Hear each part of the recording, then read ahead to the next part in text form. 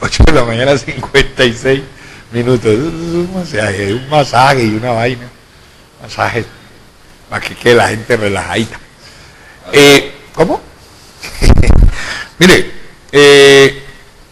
Luis Gilberto Murillo Urrutia hoy sigue siendo noticia, no es que hoy, sigue siendo noticia. RCN le ha hecho una entrevista, pero no sabíamos que el exgobernador del Chocó y hoy ministro del Medio Ambiente, en su primera salida del departamento, cuando le tocó irse del departamento ya hace muchos años, le tocó ser portero de discoteca y todo para poder sostener la familia en los Estados Unidos, exactamente en Washington.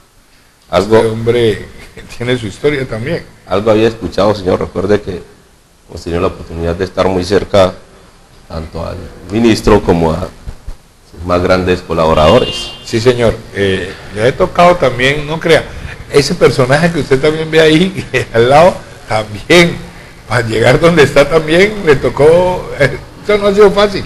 Es que llega... ¿no? Pues sí, escuché estos días que estaban haciendo algunas críticas en el tema universidad, aquí lo mencionamos. Sí, pero aquí la gente no acepta que la gente se supere. Eso es de admirar, creería yo, de todas las personas. Porque entre otras cosas, Pedro, aquí a usted le tocó ir a traer la comida a su casa, echársela al hombro, ¿sí o no?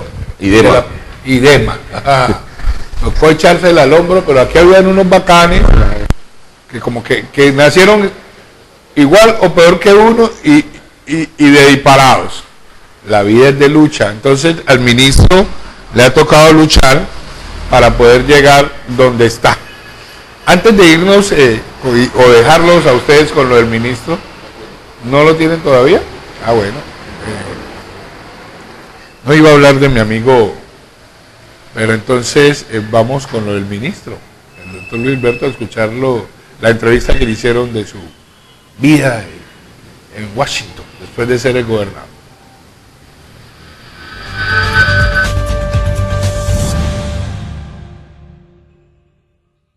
Nació en Andagoya, cabecera municipal de San Juan, en Chocó. Una de las tantas anécdotas que cuenta en sus viajes como ministro es la de su mamá levantándole muy temprano para estudiar y luego para regar las matas. Luis Gilberto Murillo, ministro de Medio Ambiente, nos cuenta de manera muy personal, muy íntima, algunos episodios de amargura y felicidad. Murillo ha sido gobernador del Chocó en 2 oportunidades. Trabajó incluso, después de ser gobernador, como portero de una discoteca en Estados Unidos, país además al que llegó después de que le hicieran un secuestro extorsivo. Esta es su historia en RCN Radio. ¿Quién era de niño Luis Gilberto Murillo en San Juan? ¿Cómo era él? No, pues me pareció a nosotros en el sentido de ir a la escuela todos los días, jugar a fútbol, bañarse, nadar en el río también, que eso nos gustaba mucho, siempre nos gustaba mucho. ¿En qué río? El río Condoto era el que más. El San Juan era muy caudaloso, entonces el San Juan nos decían que era mejor no porque la corriente arrastra mucho. Y el Condoto en esa zona era zona más de mansos, que le llamamos nosotros, ¿no? El pequeño. Entonces nosotros íbamos, había un arenal donde hay una zona donde se concentra la arena y si nosotros llamamos arenal, esas eran nuestras canchas antes. Y jugábamos en el arenal y usted juega y tira la pelota y después se tira al río cuando se calienta mucho. ¿Siempre fue buen estudiante? Sí, porque yo no sabía bailar, en eso hay que saber bailar, jugar fútbol bien, para que usted sea popular. ¿No? Entonces no, yo ni jugaba fútbol bien, ni sabía bailar bien. ¿No sabe bailar bien? Entonces, no, yo no, en la casa de que menos todos sabían bailar bien. Y yo no sé, por alguna razón nunca tuve buen oído. Entonces, lo que le queda a uno es ser buen estudiante. No alcanza a ser tan popular como los futbolistas y los que bailan bien, pero al menos algo de popularidad le da, sí. Uno nunca sabe qué va a pasar, entonces yo dije, bueno, si no acojo esa beca, puede que nunca estudie una ingeniería, que era lo que quería, ¿no? Entonces, ¿y era para estudiar ingeniería? Sí, ingeniería. ¿Qué tipo de ingeniería? De minas. De minas. Pues yo pensé que iba a salvar la minería del Chocó.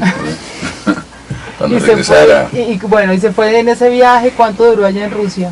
Sí, yo salí, fuimos a Medellín, no conocí a Medellín. No había montado en avión tampoco. Y ¿Fue su primera vez? sí, Cuando eso, se fue. de Quito a Medellín. Ok. Y fue interesante. Él, ¿Por qué? hasta hoy me recuerdo. ¿Por qué interesante? No, porque no había estado en un avión. Entonces, usted lo primero que llega cuando al avión es que usted ve ese Claro, para amarrar el cinturón. el cinturón. Entonces, pues uno sabe el cinturón como entonces yo le pregunté a la persona del avión qué hago aquí. Me dijo, bueno, así tal. Me enseñó. El cinturón, esa es la primera enseñanza. Después el avión se fue. Cuando el avión se levanta, casi siempre hay un vacío, ¿no? Entonces yo pensé que se iba a caer porque no se cae este avión. Y sudaba. Espéreme. Y ¿A ahí, cuántos años y ahí llegó a Estados Unidos? a Estados Unidos llegué a los 34 años. ¿Y llegó 33. por qué llegó a Estados Unidos? Porque me tocó salir del país. Ok. Cuando yo fui gobernador la primera vez en el año 98, hice elecciones en el 97, apenas llegaba el conflicto del Chocó paramilitar. Y por múltiples razones yo tuve muchas dificultades con grupos paramilitares, los grupos ilegales que estaban allá, guerrillas. Yo acababa de estar con Antanas aquí en Bogotá y me fui a esa aventura de la gobernación. Y me tocó salir con mi familia porque aquí en Bogotá, después que me habían sacado la gobernación, me hicieron un secuestro extorsivo. Y cuando iba a entrar al restaurante, pues estaban unos tipos a las 12:30, 1 de la tarde, unos tipos armados y me metieron en un carro, me pusieron una cuestión negra que no viera y me llevaron. Yo creo que no manejaron más de 5, 10 minutos. ¿Y a dónde No. lo llevaron? Sé que subimos un ascensor y nos llevaron como una especie de apartamento que tenía todas las ventanas cubiertas, como con una cortina. Usted no podía ver afuera, ¿no? Ni de afuera podían ver allí. Tenían personas que atendían, etcétera. Hay una cantidad de gente allí, se llamaban por el apellido, ¿no? Se dijeron que eran paramilitares, no dijeron de qué. Y lo que pedían era, uno, que yo tenía que pagarles en esa época 500 millones de pesos de esa época. O tenía que trabajar con ellos políticamente, que nunca me dijeron qué significaba eso. Y si no hacía eso, que tenían sus conexiones, y me hacían meter a la cárcel, y después que me metiera a la cárcel, asesinaban a mi familia y me asesinaban a mí. Qué horror. Esos eran los 3 escenarios. ¿Y qué llegó a hacer a Estados Unidos? Yo llegué donde un tío en Detroit, estuve ahí un mes, dije, pues Detroit era más difícil para uno, sobre todo que si uno quiere seguir teniendo algún impacto en los países, ¿no? Entonces me moví a Washington, allí había unos chocuanos que hacía muchos años se habían ido allá, y llegué donde ellos y empecé a buscar como alternativas. Por el día trabajaba como bouncer en una discoteca que era uno de ellos. Entonces yo era bouncer ahí para ganar una plática a la familia. ¿En qué discoteca trabajó? Se llamaba Coco Loco. ¿Y cuánto tiempo trabajó allá? No, yo estuve como... Bueno, para los que no llegué en conocen es agosto, como yo una llegué en especie de agosto. portero. Sí, es un portero que mi tarea era asegurarme de que la gente sí pagaba la entrada, porque ya pagan la entrada, ¿no? Entonces, Sí. pues porque un bouncer, acá la gente me ve grandísimo y todo, los bouncers de Estados Unidos son Son como una bonitos, nevera, claro. una vaina grandísima, entonces yo era el que optaba pendiente de la plata porque yo no podía nada más. Entonces, y era como para ayudarme, que hacía Roberto eso, Roberto se llama él. Ajá. Entonces, Roberto era por ayudarme, literalmente. Entonces, ahí con mi uniforme y toda la cosa. Entonces, Bueno, ¿cómo se llamaba? Coco Loco. creo que se llama en Washington. Yo no sé si existe, pero era muy popular para la población afroamericana, latina. Era una combinación de varias salas, ¿no? Entonces tenía merengue, salsa, tenía música trance, tenía varias salas, de todo ahí. Entonces, pero mucho para la gente muy joven, ¿no? ¿Y de qué horas a qué Era- horas trabajaba? Yo llegaba a las 9 y siempre salíamos tarde, como a la 1, 2 de la mañana, siempre. ¿Y el sueldo qué tal? No, eso era como para sostenerse. Pero sí, a veces, dependía cómo les iba, ¿no? Cuando les iba bien, daban como unos premios, ¿no? ¿Y cuánto tiempo duró trabajando allá? Yo estuve como hasta enero, O sea, ¿cuánto tiempo, pues? 6 meses, más o menos. ¿Y en el día qué hacía? En el día me iba a la biblioteca del Congreso, Ajá. porque eso sí es una maravilla que tiene Estados Unidos, que esa biblioteca del Congreso, usted presenta cualquier carnet. Yo tenía todavía el carnet de trabajo, creo que en el IAP, entonces usted presenta su carnet y y tiene acceso a todo, tiene oficina, todo, o sea, usted tiene pues unos cubículos muy cómodos, muy amplios, con los computadores, lo último, unas pantallas inmensas, y puede imprimir todo lo que usted quiera, puede todo lo que usted quiera, y tiene asistencia, ¿no? ¿Qué libro necesita? Tenía todo un grupo de personas asistentes, entonces eso yo era feliz, decía, esto es mejor que la oficina que usted tenía en el Chocó, pues, el gobernador, ¿verdad? Con asistencia, entonces yo iba allá, ya trabajaba. ¿En Colombia? No, Todo lo que habla. Mire, en la próxima década, Colombia va a tener un candidato, creo que va a ser candidata, a negra, afrodescendiente, con opciones de llegar a la presidencia, va a tener entre 35 y 45 años. ¿Quién es ella? No sé, es que le estoy diciendo hacia dónde va el país. Porque el país está cambiando. ¿La presidencia? No, a mí no, yo ya terminé esto y yo ya estoy de salida y quiero estar tranquilo, pero mire, nosotros nos dimos a la tarea de empezamos en 2005, los primeros 50, el cohorte que mandamos de 50 que nos apoyó el gobierno de Estados Unidos, fueron a estudiar a Estados Unidos y ya regresaron. Yo tengo algunos en el Ministerio de Ambiente. 50 personas. 50 estudiantes se fueron, los prepararon bien, Excel, se fueron a estudiar, ya regresaron.